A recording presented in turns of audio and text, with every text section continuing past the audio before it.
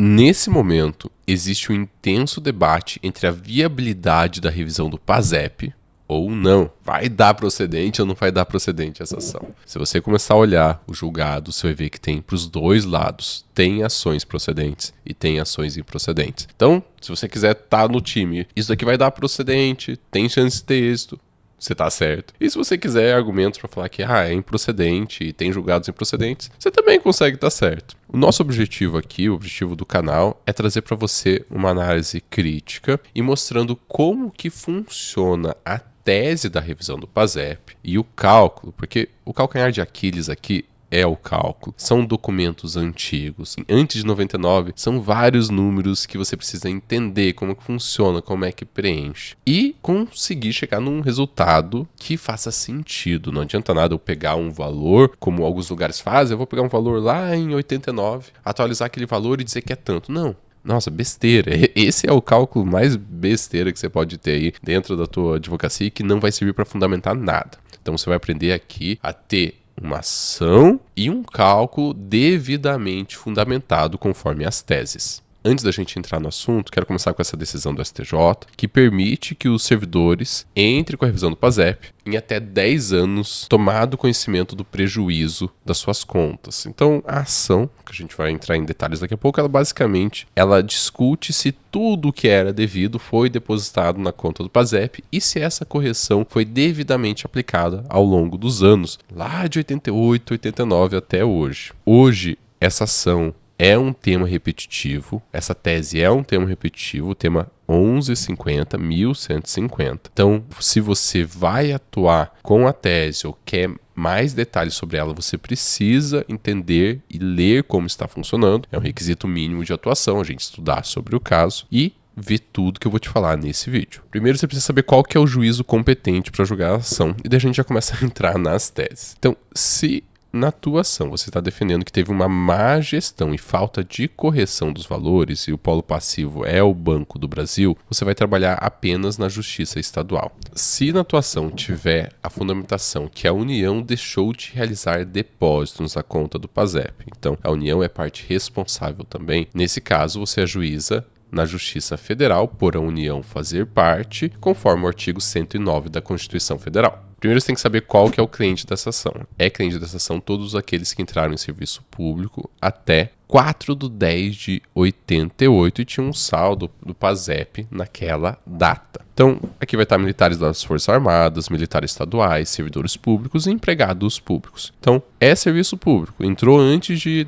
4/10/88, pode ter direito a essa ação, daí você vai ter que calcular para saber se realmente tem direito. Qual que é a fundamentação da ação? A fundamentação vai se dar pelo cálculo, através de algumas teses atribuídas à evolução do saldo do PASEP. Vou mostrar um caso prático para você entender como atuar nessa ação. Vão ser basicamente algumas etapas. O primeiro é o cliente chega interessado, ou você faz uma prospecção para clientes interessados. É um excelente serviço como porta de entrada para servidores públicos no seu escritório. Então, muitos escritórios atuam com essa demanda, não necessariamente pela revisão do PASEP em si. A revisão do PASEP ela pode ser um colateral positivo para o teu escritório, mas você começa a atuação para atrair servidores públicos. Então, conseguir oferecer outros serviços para servidores públicos, então seja atuação em processos administrativos ou mesmo a previdência dos servidores públicos, o RPPS, que você pode calcular lá no cálculo jurídico. Tem todos os estados e dezenas de municípios de servidores públicos RPPS para você calcular.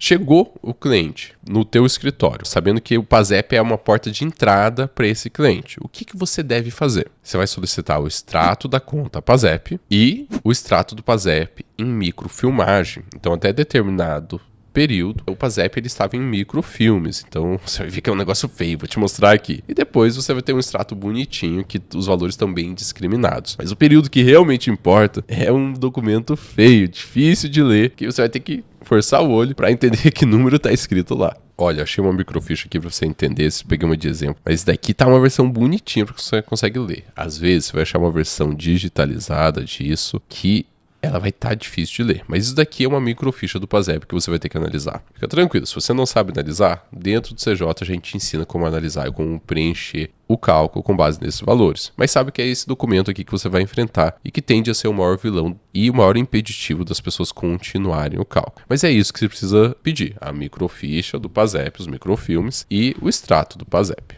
Com base nisso, você vai realizar o cálculo e, dependendo da tese que você adota, você vai utilizar parâmetros diferentes para o cálculo. E o cálculo vai ser lá de 88 até o final da conta PASEP. Abri aqui o cálculo jurídico para você dar uma olhada, que eu fui pegando a rúbrica do caso concreto e preenchendo no cálculo jurídico. No cálculo jurídico, você pode importar os valores, que é útil na parte do extrato, que é a partir do momento que você tem o documento em formato de extrato, que ele vai ter essa carinha. Deixa eu mostrar para vocês. Eu vou mostrar para vocês agora como que você tira os dados das microfichas e o coloca aí na sua planilha, onde você quiser. O importante é você saber que não existe nenhum cálculo em que você vai preencher um valor e ter o resultado certo no final. Então não existe, eu vou pegar quanto que estava em 88 e descobrir qual que é o valor da ação. Cálculo errado, porque você precisa analisar a evolução, analisar se teve ou não saques indevidos, analisar se teve ou não depósito. Não tem como com um valor lá em 88, você descobrir o valor do cálculo, quanto que você tem que ajuizar. E tem muitos advogados entrando com pedido assim, o valor em 88 era tanto, então é devido tanto. E daí vai lá, é improcedente, tem impugnação do cálculo, não vai pra frente. Ou não tinha direito, porque realizando o cálculo você percebe que não tinha direito àquela pessoa específica e você tá pedindo. Então, não vá por um método fácil aqui. O objetivo não é você ir por um método fácil, alguma coisa que aparenta uma facilidade enorme de colocar um ou dois valores de qualquer jeito e ter um resultado. Você precisa ir pelo método que vai te dar um certo tempo de análise. Você vai investir um tempo de análise para ter um resultado confiável, para você prestar um bom serviço para o teu cliente e para o teu próprio escritório de advocacia, né? Afinal, você tem uma reputação a zelar na sua advocacia. Abri uma microficha aqui de exemplo para você entender como funciona a cara do documento. Veja bem, vou colocar na tela inteira para você ver. Para realizar o cálculo, você vai ter que pegar os valores lá de 88 para frente, colocar a data do valor, saber quando que teve uma movimentação na conta. Então, nesse caso, no dia 16/8 de 89, teve uma movimentação. Essa movimentação, ela tem a denominação de... O código dela é 6015, no valor de 1 centavo. Daí você vai ver que lá em 17/9 de 89, teve uma movimentação de histórico 8.006, no valor de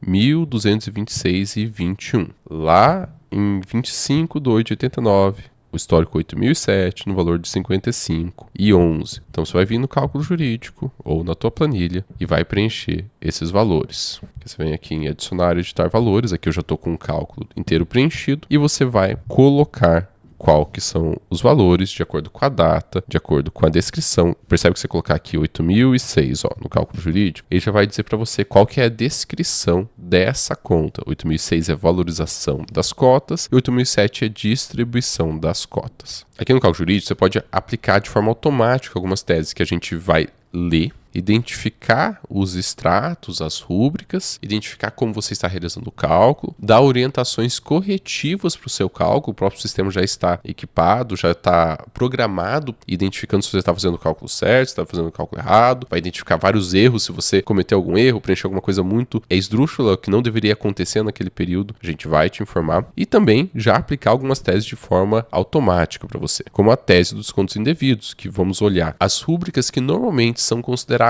pelos advogados como potencial desconto indevido e já marcar para você, deixar claro, aqui está um potencial desconto indevido. São descontos realizados na conta do PASEP que não está clara qual foi a destinação, se foi ou não para o seu cliente, e que cabe ao Banco do Brasil demonstrar que aquele desconto foi em prol do seu cliente e não para o vácuo, para o vazio ou para algum outro lugar. Então, é preciso que o Banco do Brasil demonstre que realmente aqueles valores foram para o seu cliente e não para qualquer outro lugar. E daí, aplicando essa tese de descontos indevidos, o CJ ele já calcula quais normalmente são as saídas que são consideradas descontos indevidos. Aqui também você tem a possibilidade do cálculo dos juros somados pelo resultado líquido adicional, ou um recálculo mais vantajoso, em que você tem os juros multiplicados e não os juros somados. Tem alguns advogados que defendem que o cálculo não deveria ter sido feito de forma somada, e sim de forma multiplicada. Se esse for o teu caso, você pode, quero o recálculo mais vantajoso. Além disso, existe a possibilidade de aplicação dos expurgos inflacionários. que é pelo plano verão e plano Collor. A parte dos expurgos inflacionários diz que, além da tabela oficial do PASEP, esses expurgos inflacionários, que são uma recomposição da inflação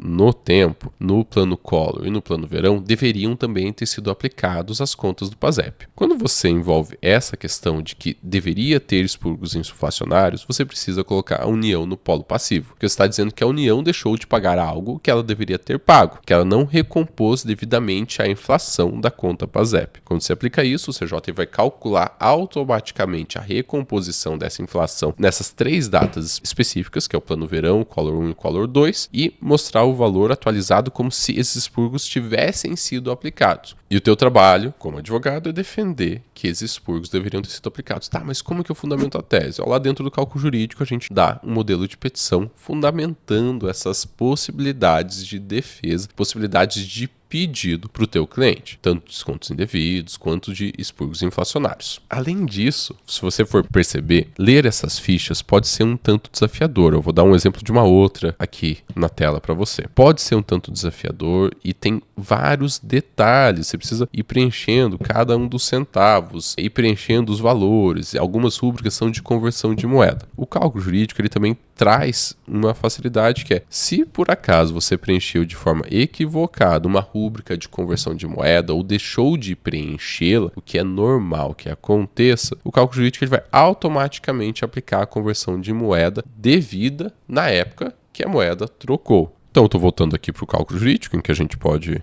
aplicar ou não, aplicar a tese ou não, recalcular de forma mais vantajosa, aplicar a conversão automática. Ele vai avisar pra gente de diversos erros, então a gente de diversos erros de cálculos frequentes que as pessoas cometem, que já estamos mapeados, isso daqui é um potencial erro, se você realizar vai indicar se é uma rúbrica positiva ou negativa. Então, às vezes, você coloca uma rúbrica que seria uma rúbrica negativa, de débito daquela conta, mas esquece de colocar o sinal negativo que aparece naquela rúbrica lá, aparece o sinal positivo ou negativo. Não sei se você consegue ver o positivo aqui na frente, tem algumas que tem o sinal negativo. É fácil se perder e ver que não tem o sinal negativo, mas o CJ já identificou, isso aqui é uma rúbrica que deveria estar saindo dinheiro da conta, então já ajusta para você não se perder, porque se você se perde num sinal desse, às vezes, ao invés de retirar R$1.000, você adiciona R$1.000, você tem um cálculo totalmente diferente no final. Mas aqui a gente está ajustado, programado para deixar tudo o mais certo possível, o mais automático possível, o mais seguro possível para o teu cálculo. Você vai perceber que esses dados, as microfichas, não é todo o período. Vai chegar uma determinada época. Eu vou passando aqui, estou mostrando um documento com vários casos. É um estudo de caso que a gente tem de maneira bem aprofundada dentro do cálculo jurídico, mostrando lá desde 80 e pouco para frente. Então, que depois de 99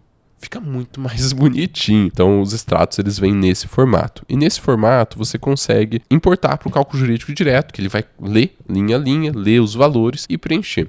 Então, até 99, você vai preenchendo de forma guiada no cálculo jurídico ou preenchendo com muito cuidado numa planilha que você está fazendo. Lembrando que nunca você vai colocar um valor e ter o resultado direto no final. Você tem que realizar esse processo cauteloso, informando todos os valores. Tem alguns lugares, inclusive, que só preciso de um outro valor no tempo para ter o valor certo. Não é. Você precisa reconstruir a movimentação para você realmente conseguir descobrir quanto que é devido. Se teve saque indevido, se não teve, se a correção foi correta, se não foi correta. Se essa reconstrução, não tem como você saber quanto tem ao final. É como você pegar uma conta de banco dos últimos 3 anos e falar, se você olhar quanto que você depositou na conta do banco em cada mês, você vai descobrir quanto que você tem na conta hoje.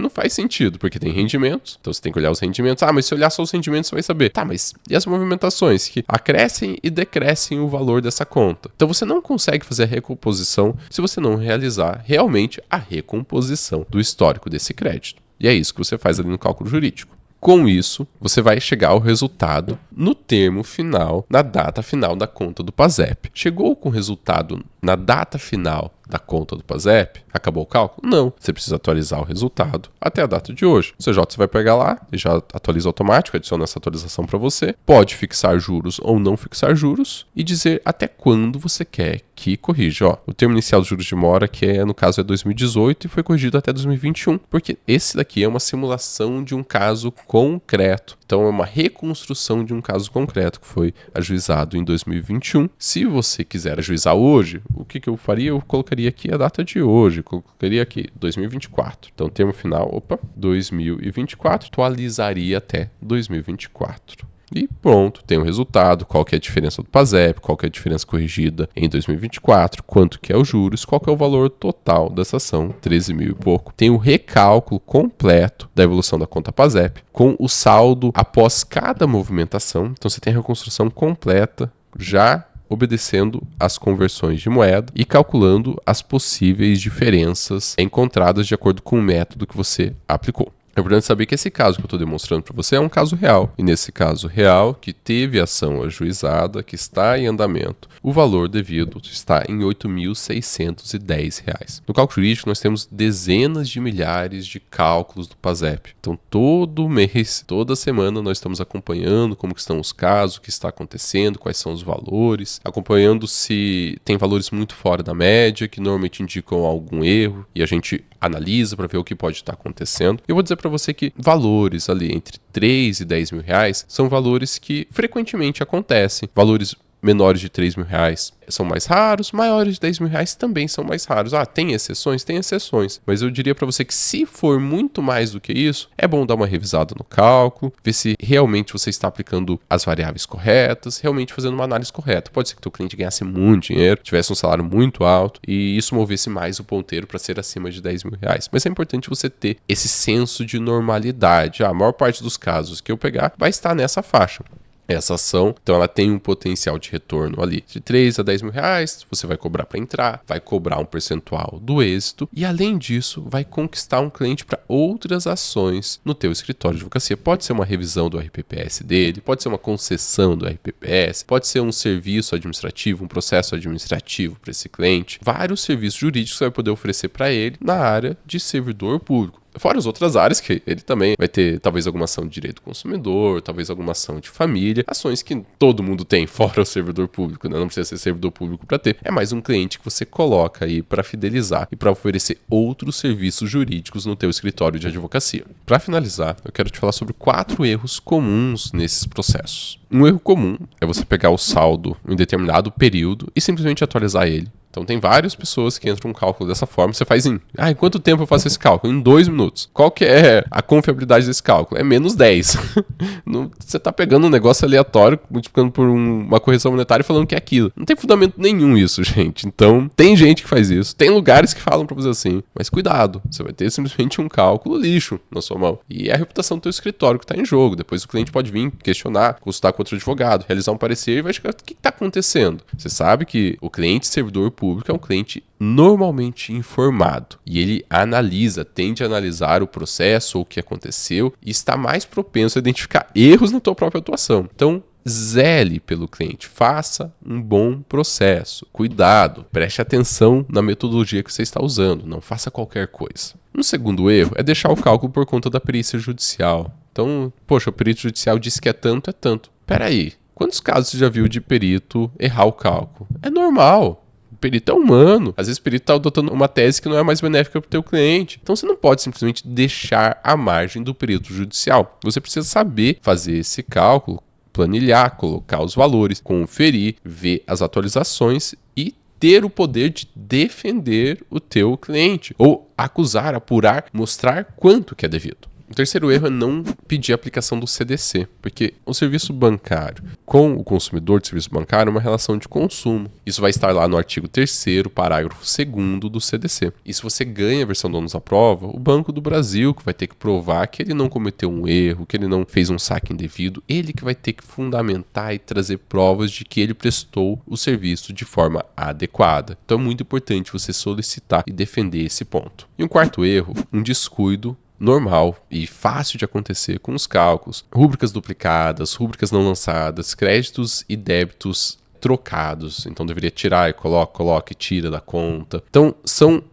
erros de preenchimento, rúbricas não lançadas também, erros de preenchimento que todo mundo pode cometer. O cálculo jurídico ele desenvolveu vários alertas e várias análises para ajudar você a evitar todos esses erros, para ter um cálculo cada vez mais seguro, que não dependa simplesmente, unicamente da sua atenção, que ele possa te ajudar a preencher também. Viu como uma ação rica, com vários detalhes, que se você conhece a fundo, com certeza você tem o poder de impressionar e conquistar clientes e servidores públicos, seja para fechar várias ações da revisão do PASEP ou outras ações para esse mesmo cliente. Com essa ação você tem o potencial de atrair mais clientes para o teu escritório de advocacia. E é um ótimo momento, porque nesse momento os servidores públicos sabem que têm direito a essa ação e estão indo atrás ativamente da revisão. Se você está com portas abertas para receber, você pode aumentar muito a quantidade de clientes que você atende no seu escritório de advocacia, seja a revisão do PASEP, seja outros serviços correlacionados para o mesmo público. Se você gostou desse vídeo, deixa um comentário, diz o que você achou, curta o vídeo e comece a seguir o canal do Cálculo Jurídico. A gente está fazendo vídeos novos toda semana, mostrando oportunidades jurídicas para sua advocacia. Obrigado, até mais!